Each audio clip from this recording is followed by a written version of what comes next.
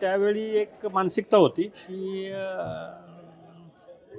Pass out झाल्यानंतर job केलाच पाहिजे, अनुभव घेतला पाहिजे वगैरे वगैरे. आता आजकालची पिढी मी बघितली, पासआउट झाले की they start on their own and most of them succeed. So that's a good this thing. But त्यावेळी अनुभव घ्यायचा, हे करायचं असं एक असल्यामुळं, आणि लकीली मी थर्ड इयर झाल्यानंतर आमच्या इंजिनिअरिंगमध्ये वोकेशनल ट्रेनिंग असतं थर्ड इयर आणि फोर्थ इयरच्या मधल्या वेकेशनमध्ये.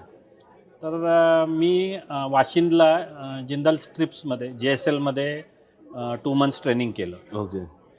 सो मला ते सेक्टर थोडं आवडलं, चॅलेंजिंग वाटलं, कारण तो असं एक फील्ड होतं की त्यामध्ये सगळं इंजिनिअरिंग वापरलं जात होतं. म्हणजे डिझाईन असू दे, मार्केटिंग असू दे, क्वालिटी असू दे, हायड्रॉलिक्स असू दे, न्यूमॅटिक्स असू दे, सगळंच होतं तिथं. त्यामुळं मग ते आवड होती. मग पासआउट होता मी त्यांचा नवीन एक प्लांट येणार होता जिंदाल ह्याच्यामध्ये JVSL म्हणून कर्नाटकमध्ये बेल्लारीला. अजून तो असा ह्याच्यातच होता, प्रोजेक्ट स्टेजमध्येच होता. मग मी ते अप्लाय केलं होतं आणि माझं ट्रेनिंग तिथं झालेलं असल्यामुळं कदाचित मला त्याचा फायदा झाला, त्यांनी मला सिलेक्ट केलं. अदरवाईज ते फक्त REC आणि याच्या कॉलेजमधलेच विद्यार्थी कॅम्पसमधून घ्यायचे. मी लकीली डायरेक्ट माझं रिक्रुटमेंट झालं इंटरव्ह्यू होऊन. So they were all like की हा कोण आहे, असं म्हणजे बॅकडोर एंट्री आहे काय असं त्यांना वाटत होतं, पण मला कोणीच गॉडफादर नव्हतं. So that was also good this thing. ते पण 2-3 वर्ष एन्जॉय केले जिंदालचे. आणि मग तिकडून हा जो हायड्रोमेक तुम्ही जे सुरू केलं, म्हणजे ते करता करता कधी असं वाटलं की आता आपलं हे सुरू केलं पाहिजे? हां, Jindal I joined as a GET graduate engineer training. 2 वर्षाचं हे होतं आमच्या ह्याच्यानुसार. आणि गेलो त्यावेळी I was the 9th employee. Bangalore ऑफिसला होते बरेच लोक, पण साईटवर छान असे बॅचलर क्वार्टर्स होते. तिथंही देशभरातून आलेले सगळे मित्र जमले, भेटलो आणि एन्जॉय केलं तिथं. म्हणजे एंटरटेनमेंटचं साधन म्हणजे काम. कारण जवळचं सगळ्यात जे काही खाण्याचं स्टॉलसुद्धा होता तो रेल्वे स्टेशनवर होता. तो साधारण 1.25 किलोमीटरवर होता. म्हणजे तिथं केळीचा गाडा, इडलीचा गाडा. 94मध्ये तुम्ही बघा, मोबाईल तर नव्हतेच. टेलिफोन घरी करायचं असेल तर रेल्वे स्टेशनच्या बाहेर एक STD बूथ होतं, तिथं लाईन लावलेले असायचे. ते पण रात्री 9-10 नंतरच कॉल करायचं, का तर त्याचे चार्जेस STD. हे थोडं मला सांगायचं आहे आपल्या नवीन जनरेशनला की तो एक असा काळ होता जेव्हा कुठल्या वेळेला फोन करायचा ह्याला पण महत्त्व होतं, कारण ते 1-1 रुपया वाचवावा लागायचा. Yes sir, please. आत्ता एका रात्रीचं जे जेवणाचं डिनरचं बिल होतं तेवढा आमचा महिन्याचा पगार होता.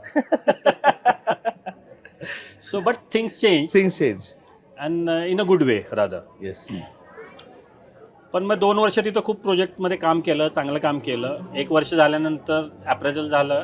त्यांनी माझं 2 वर्षाचं ट्रेनिंग पिरियड कट करून मला रेग्युलर इंजिनियर म्हणून प्रमोशन दिलं. काही चांगल्या अपॉर्च्युनिटीज मिळाल्या, मोठ्या मल्टीनॅशनलसोबत काम करायचं संधी मिळाली तिथं प्रोजेक्ट स्टेजमध्ये असताना. पण एक बॅक ऑफ द माइंड कुठंतरी होतं की आपल्याला स्वतःचं सुरू करायचं आहे. मग ते सोडायचा निर्णय घेतलेलाच होता. सो 2-2.5 वर्ष कंप्लीट झाली. प्रोजेक्ट कमिशन झाला तो, आणि मग प्रोडक्शनची फेज सुरू झाल्यावर मग मी रिझाईन केलं.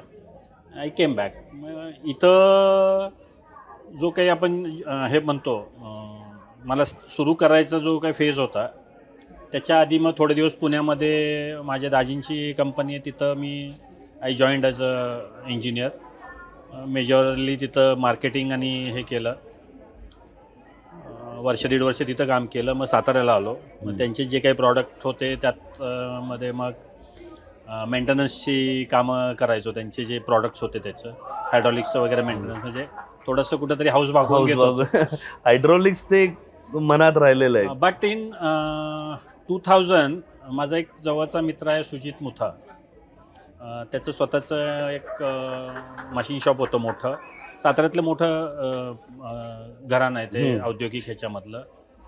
तर त्याची डीलरशिप पण होती, automobile dealership. So he said की ओके फाईन, अजून तुझं काहीच फिक्स नाही आहे, मग ॲज इट इज तू साताऱ्यात सेट व्हायचं ठरवलेलंच आहेस, तर why don't you join me. मलाही सपोर्ट मिळेल, हे होईल. So we went on discussing for around 6 months 8 months. 2005मध्ये जे माझे एक जिंदालमधले एक बॉस होते, आय टोल्ड हिम की sir I am not made for job, मला सुरू करायचं त्यासाठी तर मी हे सोडून आलेलो आहे. म्हणलं गो हेड. म्हणलं काही दिसतच नाही, फायनान्शियल हे नाही आहे, काय सुरू करायचं हे माहीत नाही आहे. म्हणजे देख धैर्या, शुरू कर, आई एम डैम श्योर कि तू फेल नहीं होगा. अगर इन केस फेल होता है बैग भर, मेरे ड्रॉवर में तेरे लिए अपॉइंटमेंट लेटर है. ओहो ओहो. सो त्यांना तो माझ्यावर तेवढा विश्वास होता आणि मला त्यांच्या त्या शब्दामुळं कम्फर्ट मिळाला. आणि I talk with my friend की आता मला सुरू करायचं आहे. मला ठीक आहे, फाईन, पण ॲब्रप्टली रिझाईन करू नको. तू तुझं चालू कर, निम्मा दिवस इकडं निम्मा दिवस तिकडं कर, थोडं सेट हो, आणि मग म्हणजे तोपर्यंत तुला इकडचं सॅलरीचं सपोर्ट मिळेल, असं त्याची भावना होती. पण ते मलाही पटलं नाही. आय मूड म्हणजे सांगायला आनंद वाटतो, मी ज्यावेळी हे घेतलं, फॅक्टरी एक शेड रेंटवर घेतली, तर त्यासाठी लागणारं टेबल चेअरपासून सगळं त्या माझ्या मित्राने दिलं. म्हणजे जिंदालमधले ते तुमचे जे बॉस आणि एक मित्र हा पैशाचा नसेल पण एक जो मानसिक सपोर्ट होता तो तिकडून नाही, निघाला. तो सपोर्ट माझ्या घरातून पण मिळाला. घरचे तर आहे पण माझे एक दाजी असतील दोन्ही मोठे, अच्छा. आई वडिलांचा तर असतोच.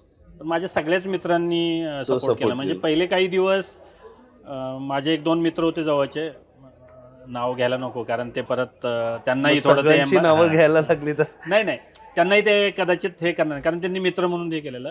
पहिले काही महिने पगाराच्या आधी त्यांच्याकडून मी पैसे आणायचो, कारण पगाराची कामगारांच्या पगाराची डेट आणि मला मी ज्यांचं काम केलंय त्यांच्याकडून मिळणाऱ्या चेकची डेट त्याच्यात तफावत असायची. मग त्यांचा पगार करण्यासाठी हे लोक मला पैसे द्यायचे आणि मग माझा चेक आला की मग त्यांचे पैसे मी त्यांना रिटर्न द्यायचो. हे असं हळूहळू आज हे बोलायला खूप गोड वाटतंय पण तेव्हा तो एक स्ट्रगल आणि एक मानसिक ताण असेलच कुठेतरी ते सेट होईपर्यंत की नव्हतं. आज सुद्धा तसं असतं. म्हणजे थिंग्स आर नॉट चेंज. अच्छा. ओनली थिंग इज रिसोर्सेस मुबलक झालेत आता. हो. आणि आत्ताची मुलं थोडी स्मार्ट आहेत.